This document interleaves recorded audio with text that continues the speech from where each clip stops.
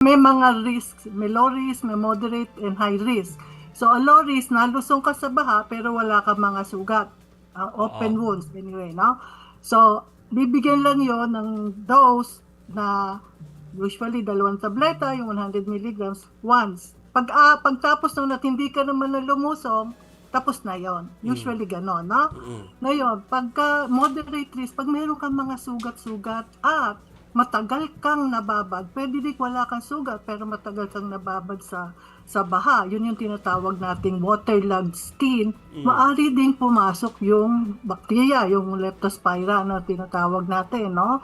So, ano yon, moderate, pero yung pag-prolong na talaga, ang matagal ka, kasi mayroong mga tao na kahit despite yung ating mga precautions o yung mga advice natin, patuloy sila o nandiyan sila sa lugar na talagang hindi nawawala yung ba.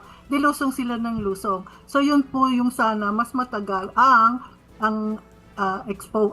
prophylaxis. Yes, Okay? yes, yes. Now, hindi lahat pwedeng bigyan nitong doxycycline, no? So yung mga normal na individuals, adults usually, no, kasi mga pag-aaral dyan ay ginawa sa adults, ay pwedeng bigyan, mga may exposure nga. Yung mga buntis hindi pwede, kailangan pumunta sa kanilang OB-GYN, hindi ko na-expose sila, magtanong sila anong dapat na gamot. Yes. Usually hindi po doxycycline yon kasi may mga side effects sa Sa unborn child, bata. sa fetus, yung doxycycline. Ngayon kung sa mga bata naman, generally po hindi binibigay, no? Pero kung medyo malaki na rin naman yung bata, pedya pa rin, ang pedya naman natin hanggang mga 19, ano? So, pwede rin bigyan ng doxycycline.